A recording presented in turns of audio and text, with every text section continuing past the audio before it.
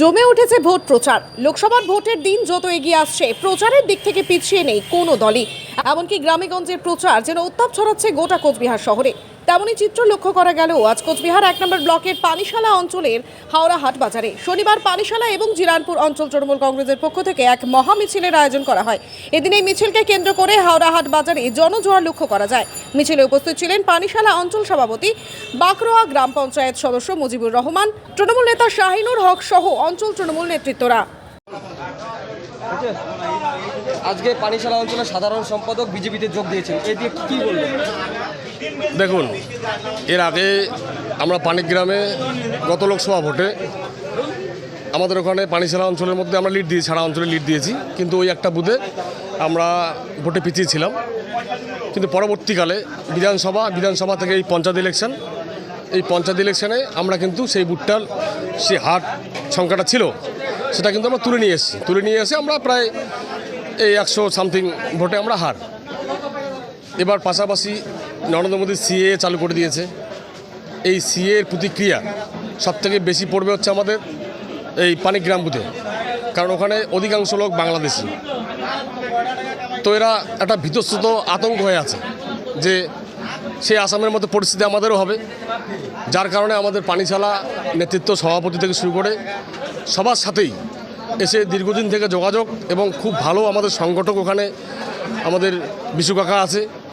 এবার মজিবদ্দা আমাদের ওখানকার পঞ্চায়েত সহসভাপতি, ও ওখানে অবজারভার হিসেবে আছে এবং খুব ভালো উৎফুল্লতার সহিত প্রত্যেক দিনে একটা বিশাল বড় জনসংখ্যা নিয়ে ওই বুথেরই একটা জনসংযোগ কিন্তু কর্মসূচি রোজ চলছে।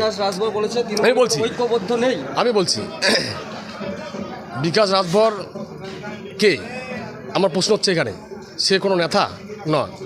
ওই বিজেপির একটা কর্মী ছিল আগে, পরবর্তীকালে আমাদের দলে এসে যোগ দিয়েছে পঞ্চায়েত ইলেকশনে।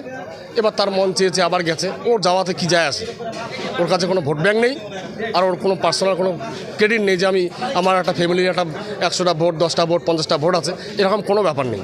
বিকাশ রাজভর লোকসভা ভোটের আগে এই যে যাওয়া, বিজেপিতে যাওয়া, এটাতে কি আপনার প্রভাব পড়বে? এটাতে একদম 0% প্রভাব পড়বে না, কারণ সাধারণ মানুষ মমতা ব্যানার্জির উন্নয়নের সাথে আছে এবং মমতা ব্যানার্জি যে উন্নয়ন, লক্ষ্মীর ভাণ্ডার 500 টাকা ছিল সেটা 1000 টাকা 3 তারিখ থেকে আমাদের প্রায় প্রত্যেকটা মহিলাই, প্রত্যেকটা মা বোনেই সেই টাকা অলরেডি ব্যাংক থেকে তোলা শুরু করে দিয়েছে। তো প্রভাব পড়বে এটার। আমি কে?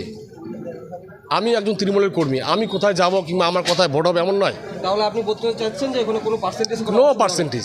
নো পার্সেন্টেজ, কোনো ভূমিকা নেই, বরঞ্চ আরও ভালো হয়েছে। কারণ এরকম দালাল টাইপের লোক যদি কোনো বুঝে থাকে তাহলে সেখানে ঘাটতি, সংগঠনের ঘাটতি, ভোটের ঘাটতি নয়। কারণ ভোট মমতা ব্যানার্জি জনসাধারণকে, সাধারণ পাবলিককে যেভাবে দিয়েছে, পাবলিক ভোট দেবে, এখানে কারো কোনো কিছু তো নেওয়ার ব্যাপার নেই। আমরা সেই দলের কর্মী, আমরা গর্বের সহিত আমি বলি যে আমরা মমতা ব্যানার্জির কর্মী এবং এমন একটা দলের কর্মী, আমাদের নেত্রী এমন একজন মানবিকতার নেত্রী যে সাধারণ মানুষের জন্যে এত প্রকল্প চালু করেছে যে আমার মতো আরও 10 জন কর্মী যদি নাও থাকে দলে কিছু যায় আসে না।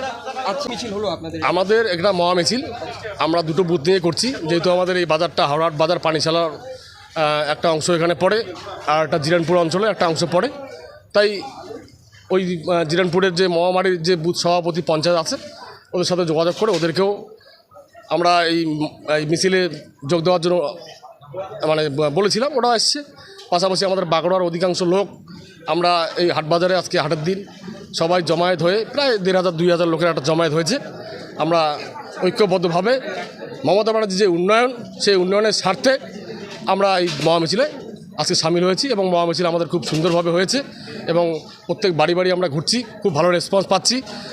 আমাদের প্রার্থী এমন একজন প্রার্থী যে 1 লক্ষ ভোটে আপাতত এখন অবধি আমাদের কাছে যা জনগণের যা রেজাল্ট আছে তাতে 1 লক্ষর ভোট উপরে ভোটে যেতে আছে।